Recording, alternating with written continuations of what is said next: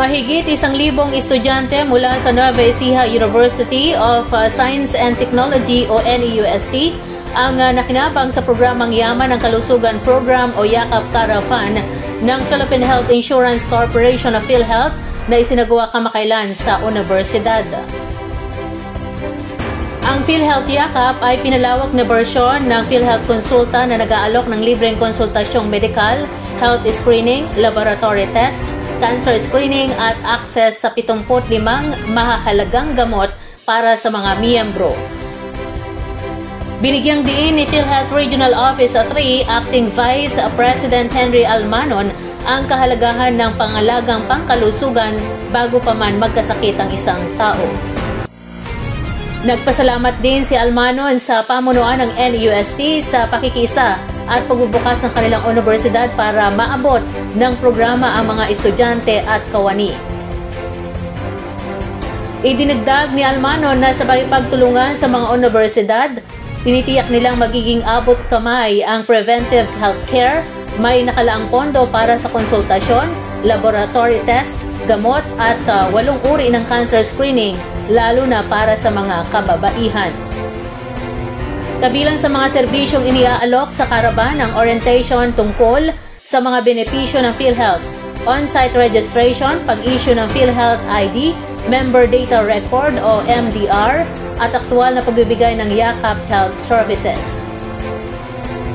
Samantala, hinikayat ni NEUST President Rodora Hugo ang mga mag-aaral na maging rehistradong miyembro ng PhilHealth dahil anya, ang kalusugan ay susi sa tagumpay.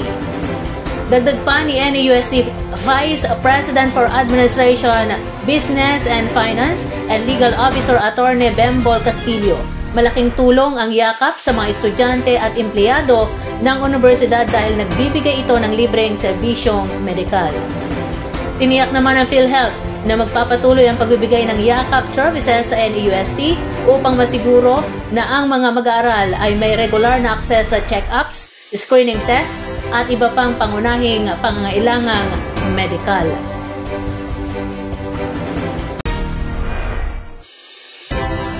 Mas ligtas na paglalakbay, mas maikling biyahe at mas maayos na transportasyon ng mga produktong agrikultural ang ngayon ay tinatamasa ng mga magsasaka at residente ng bayan ng Rizal matapos ang pagkumpleto ng isang mahalagang proyekto sa rehabilitasyon ng kalsada ng Department of Public Works and Highways o DPWH. Ang bagong ayos na 1.045 kilometrong kalsada na datay may bitak at sirang ibabaw ay nag-uugnay ngayon ng mga barangay ng Aglipay, Agbanawag at Kabukbukan sa Junction, Pinagpanaan Rizal, Pantabangan Road na siyang nagsisilbing mahalagang ruta patungo sa mga kalapit na bayan at pangunahing serbisyo. Pinondohan sa ilalim ng 2025 national budget na may halagang 14.6 million pesos, isinagawa sa proyekto ang pagtanggal ng dating konkretong kalsada at ipinalit ang mas matibay na Portland Cement Concrete Pavement na may lapad na 5 metro at kapal na 0.2 metro. Kabilang din sa proyekto ang aggregate sa base force at reflectorized thermoplastic pavement markings para sa dagdag na tibay at kaligtasan sa kalsada. Ayon kay DPWH Nueva Ecija 1st District Engineer June Vana, ang proyektong ito ay may malaking ambag sa kabuhayan ng mga mamamayan. Aniya ngayon, nakikinabang na ang mga magsasaka at residente sa maayos na pagbiyahe ng mga produkto at mas pinadaling pag-akses sa mga karatig bayan. Bukod sa ligtas na biyahe at mababang gastusin sa maintenance ng sasakyan, napapabilis din ang paghahatid ng mga ani kaya tumataas ang kita ng mga lokal. Dahil ganap ng operasyonal ang kalsada, inaasahang lalakas ang daloy ng kalakal at serbisyo sa lugar habang tumitibay ang aktibidad sa ekonomiya at mas lalong nasusuportahan ang kabuhayan ng mga magsasaka sa Rizal at mga kalapit bayan. Ang proyekto ay bahagi ng Build Better More program ng Administrasyong Marcos na nakatuon sa pagpapaunlad ng infrastruktura para mapabuti ang kalidad ng buhay sa mga komunidad, lalo na sa sektor ng agrikultura bilang hakbang tungo sa food security at rural development.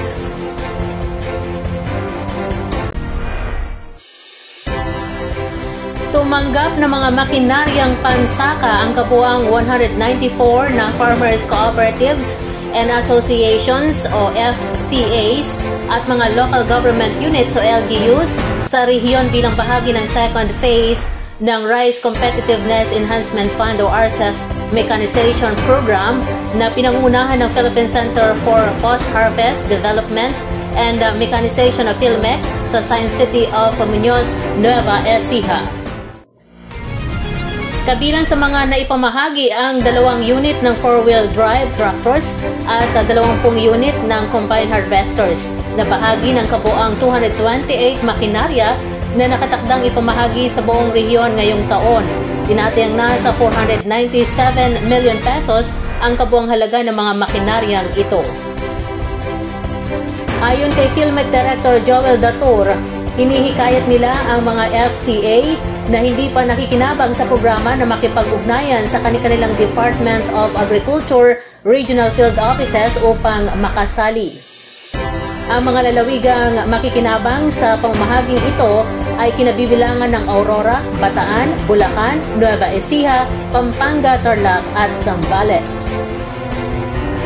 Ipinahayag naman ni Danilo Labrador, Vice Presidente ng Zambales Agri-Farmers Entrepreneurship Association Incorporated, ang kanilang pasasalamat sa natanggap nilang 4-wheel drive tractor, ang kauna-unahang makinarya ng kanilang samahan.